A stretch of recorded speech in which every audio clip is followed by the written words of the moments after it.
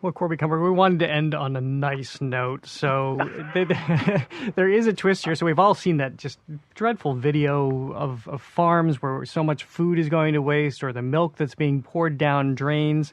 But there is an effort underway that turns this around, and it's rooted in a lot of great heritage. I love this. I know, right? This is so good. Tell us about Gleaning.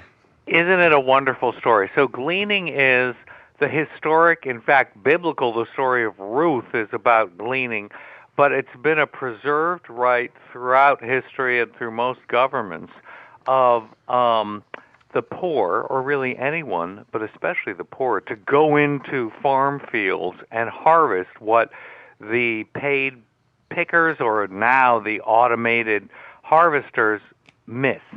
And so, and then just to take it home and use it as they want. Now there's a whole army of people who are volunteering to go into fields and deliver food to relief organizations, to food banks that can, beautifully ripe raspberries that now, because of the pandemic, the farm owners can't even find workers to harvest. And so entire fields are going unharvested. Those, Jared, you were referring to those awful stories we were seeing, which were mostly a product of our strangely bifurcated food processing system in which industrial food goes to one group of processors and then restaurant food goes and retail food goes to another. And so the farmers can't shift from one to another.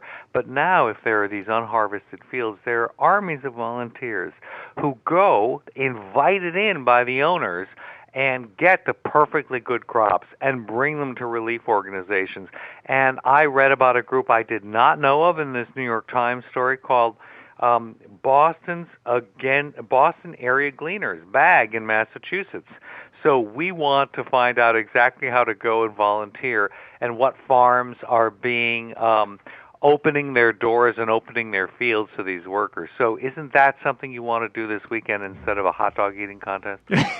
Well, are there any, do you know of any that are local? How do people, if people are interested in this, how would they find fellow gleaners to do something like this? I plan to go on and look up Boston Area Gleaners. I'm going to do that right now. Yeah. Which is a nonprofit, and then maybe you can post it on the site.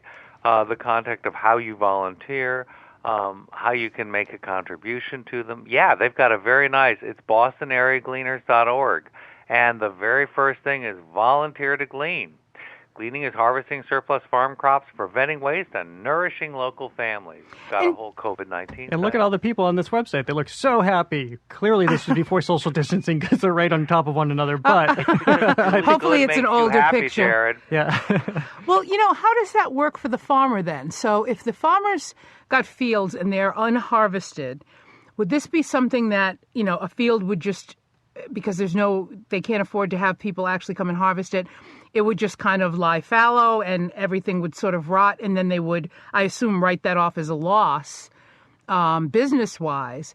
If people do actually come and harvest it and the food is donated, how does that work for the farmer from a business sense, if you know?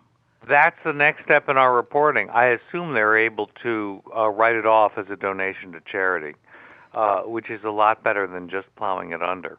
Absolutely.